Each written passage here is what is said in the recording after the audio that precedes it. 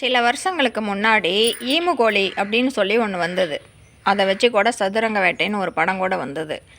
அந்த கோழி வந்தப்போ எங்கள் ஊரில் போடாதவங்களே கிடையாதுங்க. எல்லாருமே செட்டு போட்டு அது ஒரு டீல்.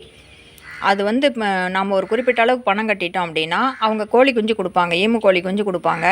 ஒரு ஆண் ஒரு பெண், அது மாதிரி 10 ஜோடி 20 ஜோடி 15 ஜோடி 12 ஜோடி, அது மாதிரி அதுக்கு தீனியும் கொடுப்பாங்க. நாம் அதை பார்த்துக்கிட்டு வளர்த்துக்கிட்டு வந்தால் நமக்கு மாதங்கண்டா சம்பளம்னு சொன்னாங்க. அது முட்டை போட்டால் முட்டையை அவங்ககிட்ட கொடுத்துடணும், அந்த முட்டைக்கும் நமக்கு காசு. இப்படி டீல் போட்டு அதுக்கு நிறையா பணம் கொடுத்தாங்க. சும்மாலாம் இல்லை, நிறையா பணம் கொடுத்தாங்க, ஓவராக கொடுத்தாங்க. எங்கள் வீட்டுக்காரர் உடனே நான் ஈமுக்கோழி பண்ண போடுறேன் அப்படின்னு சொல்லிட்டு பயங்கரமாக பிரச்சனை பண்ணிகிட்டு இருந்தார். அந்த டைமில் அவர் கூட வேலை செய்கிற ஒருத்தர் எங்கள் வீட்டுக்கு வந்திருந்தார். அவர் எல்ஐசி ஆஃபீஸில் ஒர்க் பண்ணுறாரு.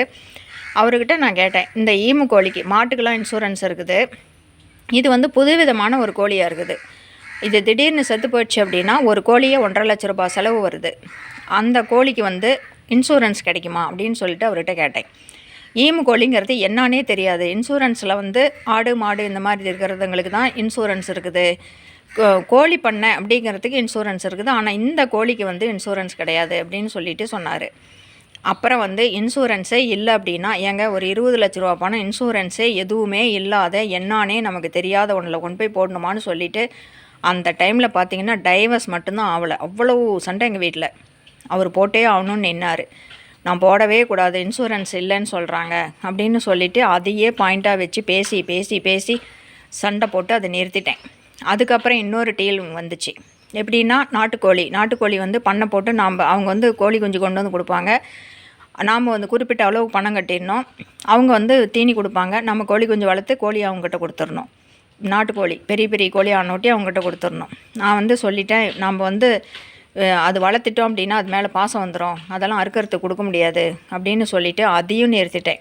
என்னை வாழ்கிறதுக்கே விட மாட்டேன்னு சொல்லி கற்றுன்னு கத்திக்கிட்டு இருந்தார். அப்புறம் பார்த்திங்கன்னா கொஞ்ச நாள் தான், ஒரு 6 மாத செலவில் ஈமு கோழி எல்லாமே எங்கள் ஊரில் பார்த்திங்கன்னா அதெல்லாம் கொடுமைங்க.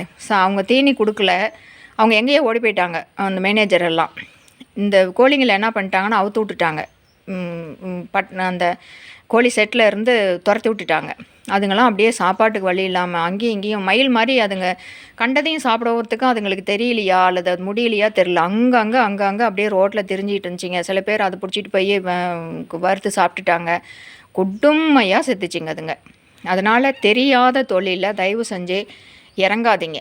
இப்போ புதுசாக ஒன்று சொல்கிறாங்க, கருப்பு கலரில் ஒரு தண்ணி, அந்த தண்ணி இமாச்சல பிரதேசிலேருந்து வருது, அது குடித்தா கிரிக்கெட் வீரர்களாக தான் குடிக்கிறாங்க, கலர் வருது, சைனிங் வருது, உடம்பு ஸ்ட்ரென்த்தாக இருக்குது, போன் ஸ்ட்ரென்த் ஆகுது, மூளையெல்லாம் ஃப்ரெஷ்ஷாக செயல்படுது, கண் நல்லா தெரியுது அப்படின்னு சொல்லிவிட்டு இமாச்சலத்துலேருந்து இந்த தண்ணி வருது அப்படின்னு சொல்லிவிட்டு அது ஏகப்பட்ட விலை. 1 லிட்ரு 1500 ரூபாயா என்னவோ.